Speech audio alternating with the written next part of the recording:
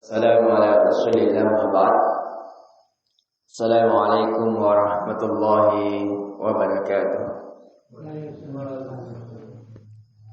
Alhamdulillah, kita kembali memuji dan mengagungkan Allah Subhanahu wa taala alladzi ahyana ba'dama amatana wa ilaihin nusyur, yang telah menghidupkan kita setelah mematikan kita, yaitu dengan mati kecil dan tidurnya kita menjadi terbangunnya kita. Di pertemuan subuh kali ini, sebagaimana di kebiasaan kita, setelah melakukan kajian-kajian kitab atau daurah-daurah, selalu kita memberikan ringkasan dari pembelajaran yang telah kita pelajari, karena kita maklumi kalian masih kecil-kecil, kalian masih perlu suapan-suapan, ringkasan-ringkasan, rangkuman-rangkuman dalam ilmu. Maka di pertemuan kali ini, tolong semuanya diperhatikan. Yang ada temannya loyo-loyo, tidur-tidur, diperhatikan. Begitu pula santriwatinya. Ini adalah ringkasan ilmu yang kita pelajari seharian kemarin. Kemarin kita telah mempelajari ilmu Zawaidud Da'i fi da'wati ila Allah, tentang bekal-bekal seorang pendakwah dalam berdakwah kepada Allah.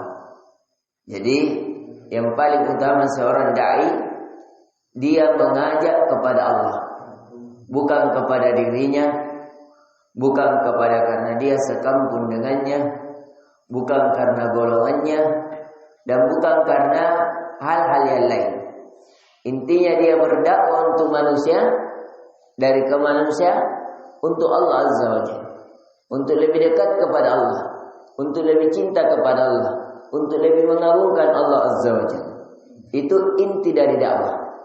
Jadi bagaimana orang-orang yang jauh dari Allah kita dekatkan kepada Allah. Orang-orang yang senantiasa bermaksiat kepada Allah menjadi ketaatan kepada Allah. Kemarin alhamdulillah kita telah mempelajari dari syarat-syarat dai, rukun-rukun dai, perisai-perisai seorang dai yang harus dimiliki. Itu semuanya saya ingatkan, dihafal. Insyaallah taala di Jumat depan atau di hari Sabtu kita akan adakan ujian. Jadi dihafal. Misalnya dalam soalnya saya akan sebutkan, tuliskan sifat-sifat yang wajib atau syarat-syarat dan rukun-rukun seorang dai. Pertanyaan yang kedua, sejarahkan ya, siapa, pelajaran dari mana yang kamu bisa dapatkan dari sejarah-sejarah para nabi dan para rasul dalam berdakwah. Apa masalahnya? Apa solusinya?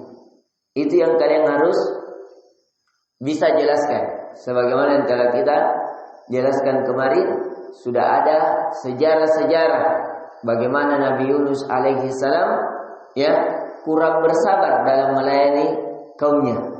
Bagaimana kesabaran Nabi Nuh alaihi salam bersabar selama 950 tahun. Bagaimana kesabaran para nabi dan para rasul dalam berdakwah. Nabi Muhammad sallallahu alaihi wasallam kesabarannya bagaimana? Nabi Nuh kesabarannya bagaimana? Sampai dari kalangan keluarganya yang terdekat, dari istrinya, sampai itu saja yang menjadi musuhnya dalam dakwah. Jadi inti pelajaran dalam dakwah ada dua karakter yang perlu paling dimiliki oleh seorang hamba, yaitu dia bersabar dalam dakwah. Yang kedua, tidak mudah marah dalam dakwah, sebagaimana yang dilakukan Nabi Yunus alaihi salam. Ditegur dengan cara dia ditenggelamkan oleh Allah, disebabkan karena terlalu cepat marah kepada kaumnya. Walaupun itu wajar, dia marah karena Allah. Di antara sifat, jadi itu bukan ketercelaan, itu bukan kehinaan bagi seorang nabi dan rasul, karena para nabi dan para rasul sepakat para ahli sunnah wal jamaah, dia pada mereka itu adalah maksum, terhindar dari dosa. Cuman Allah takdirkan mereka seperti itu supaya menjadi pelajaran bagi kita umat-umat setelahnya. Jadi sekali lagi saya ingatkan kepada seluruhnya, insyaallah taala di hari Jumat depan atau hari Sabtu atau hari Ahad Ya, karena insyaallah taala rencana juga saya berziarah ke sini. Karena itu pasangan batu insyaallah taala pekan ini selesai pengecoran. Jadi nanti di pekan depan atau hari Jumat paling lama itu sudah bagian pengesengan, bagian tutup. Jadi mungkin perlu diawasi. Jadi saya ingatkan dihafal syarat-syarat pendakwah, rukun-rukun pendakwah, kemudian sejarah-sejarah para pendakwah yang telah sukses bagaimana, kemudian perisai-perisai yang harus dimiliki seorang pendakwah. Mudah, ada berapa saja ya dari yang telah kita pelajari. Kemudian juga materi-materi dakwah. Sekali lagi, materi-materi dakwah itu tidak keluar dari berapa? Dari berapa? Dari 3 hal, 3 materi.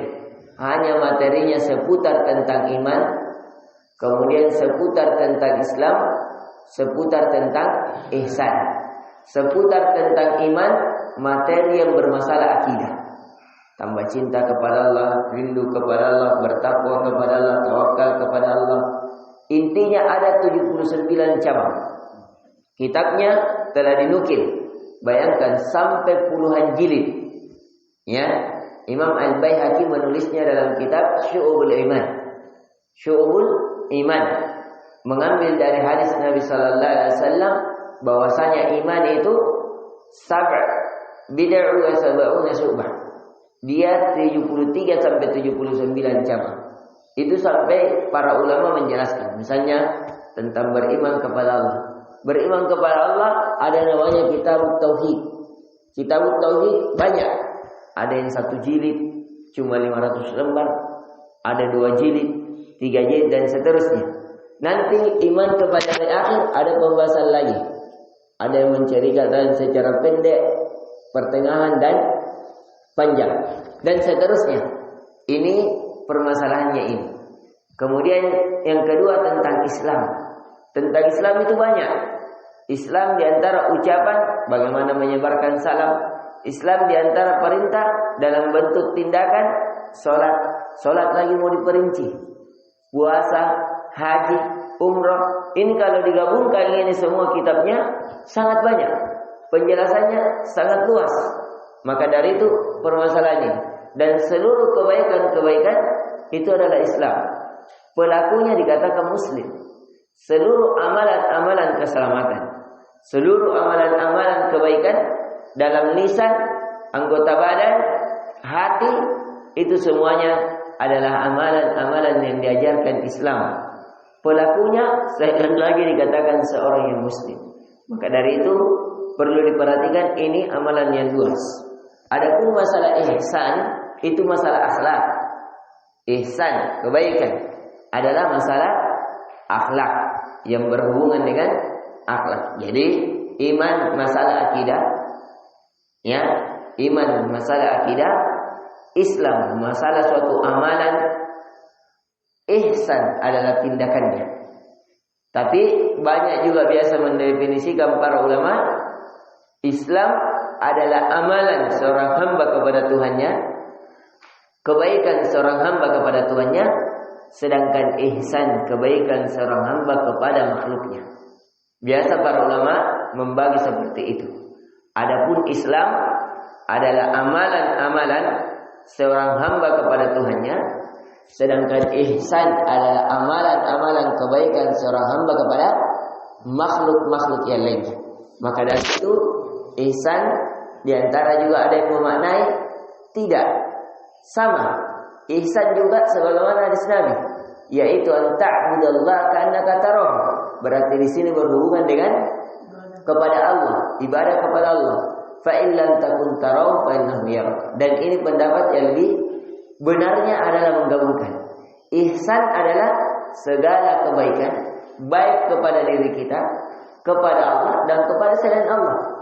Intinya seluruh kebaikan itu dikatakan ihsan ketika kebaikan itu dilakukan hanya untuk Allah Azza wa Jalla. Ini yang bisa kita berikan dan ingatkan. Sekali lagi insyaallah taala di hari Jumat depan ya kita akan adakan evaluasi pelajaran. Maka dari itu saya ingatkan seluruhnya dihafal. Dari syarat-syarat pendakwah, rukun-rukun pendakwah, perisai-perisai seorang pendakwah yang harus dimiliki. Kemudian sejarah-sejarah orang para pendakwah yang telah sukses dalam dakwanya.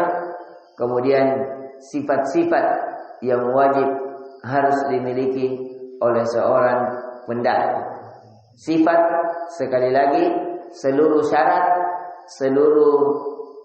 syarat itu dan sifat yang telah ditambahkan dari sejarah para nabi itu adalah sifat-sifat pendakwah.